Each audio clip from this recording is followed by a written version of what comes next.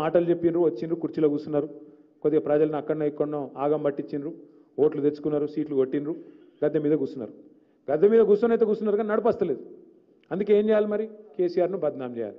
అందుకే మీరు చూడండి, గ్రామీణ స్థాయిలో ఉండే కాంగ్రెస్ కార్యకర్త నుంచి రాష్ట్రంలో అత్యున్నత పదవిలో ఉండే ముఖ్యమంత్రి నుంచి కేంద్రంలో ఉండే రాహుల్ గాంధీ దాకా ఒకటే వరుస. ముఖం బాగా లేకపోతే అద్దం బలగొట్టినట్టు వీళ్ళకు నడపరాక కేసీఆర్ అప్లపాలు చేసిపోయింది. అయిపోయింది, మొత్తం ఆగమైపోయింది, మొత్తం మేము చేద్దాం అనుకున్నాం కానీ అప్లపాలు అయిపోయింది అని చెప్పి చిల్లర మాటలు తప్ప ఒక్కటంటే 20 నెలల్లో పనికొచ్చిన మాట మాట్లాడే పరిస్థితి లేదు.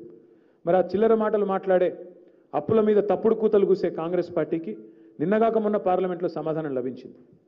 పార్లమెంట్లో స్పష్టంగా కేంద్ర ప్రభుత్వం చెప్పింది, కేసీఆర్ గారి ప్రభుత్వం చేసిన అప్పు మీరు ఇచ్చిపోయిన అప్పుతో సహా కలిపితే 3.5 లక్షల కోట్లు, అది తీసేస్తే కేవలం 2,80,000 కోట్లు మాత్రమే అనే మాట కూడా నిన్నగాక మొన్న కేంద్ర ప్రభుత్వమే సాధికారంగా పార్లమెంట్లో చెప్పింది, బయట చెప్పలేదు. ఈ మాట దయచేసి నేను ఎందుకు చెప్తా ఉన్నా అంటే, ఇవాళ కాంగ్రెస్ పార్టీకి ప్రభుత్వాన్ని నడపడం చేతగాక, ప్రజలకిచ్చిన హామీలు నెరవేర్చడం చేతగాక, ముఖం బాగా లేక అద్దం బలగొట్టినట్టు ఇలా ప్రభుత్వాన్ని నడిపే తెలివి లేక మన నాయకుడిని ఇలా బద్నాం చేసే ప్రయత్నం చేస్తూ ఉన్నారు. మనం గుర్తు చేయాలి, ప్రజలకు చెప్పాలి. 2 విషయాలు చెప్పాలి. ఒకటి, కేంద్రం చెప్పిన లెక్క అధికారికమైన లెక్క, రాష్ట్ర ప్రభుత్వ యంత్రాంగంతో మాట్లాడి ఇచ్చిన లెక్క తప్ప వాళ్ళ పాటికి వాళ్ళు ఇచ్చిన లెక్క కాదు, పార్లమెంటు వేదికగా చెప్పిన లెక్క.